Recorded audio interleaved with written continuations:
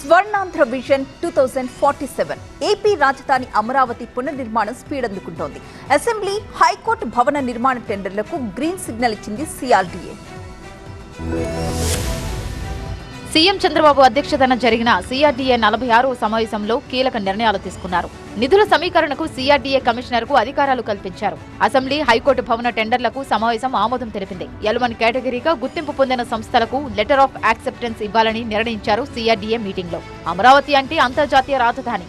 అందులో ఏపీ నూతన అసెంబ్లీ ఇక మామూలుగా ఉండదు. 11.22 లక్షల చదరపు అడుగుల విస్తీర్ణం, 250 ఎత్తులో 3 అంతస్తులు ఏపీ అసెంబ్లీకి టీవీగా నిర్మించనున్నారు.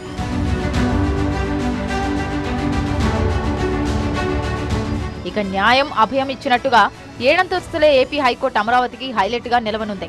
20.32 లక్షల చదరపు అడుగుల్లో 7 అంతస్తుల్లో ఏపీ హైకోర్టును నిర్మించనున్నారు. రాజధాని అమరావతి నిర్మాణంపై సుదీర్ఘంగా చర్చించిన సీఎం చంద్రబాబు అధికారులకు దిశానిర్దేశం చేశారు.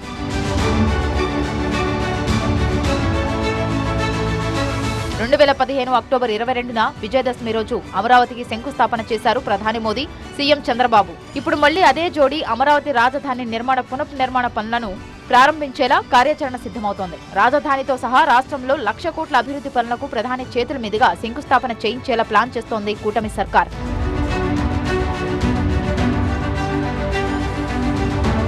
ఎట్టి పరిస్థితుల్లోనూ 2028 నాటికి రాజధానిలో కీలక నిర్మాణాలు పూర్తి చేయాలన్న టార్గెట్తో ముందుకు వెళ్తోంది.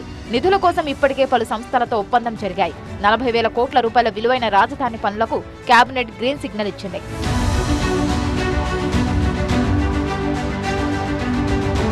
అమరావతిని అద్భుత రాజధానిగా తీర్చిదిద్దడమే కాదు, ఆ పరిధిలో ఉన్న గ్రామాలను సైతం అభివృద్ధికి ఆనవాలుగా మార్చడమే లక్ష్యంగా ఏపీ ప్రభుత్వం వడివడిగా అడుగులు వేస్తోంది. రాజధాని కోసం వేల ఎకరాలు ఇచ్చిన గ్రామాలను అక్కున చేర్చుకుంటూ అక్కడ మౌలిక సదుపాయాలను తీర్చిదిద్దేందుకు పక్కా ప్రణాళికతో ముందుకు వెళ్తోంది సిఆర్డీఏ. అదిగో అమరావతి, అంతర్జాతీయ స్థాయి ఆంధ్ర రాజధాని.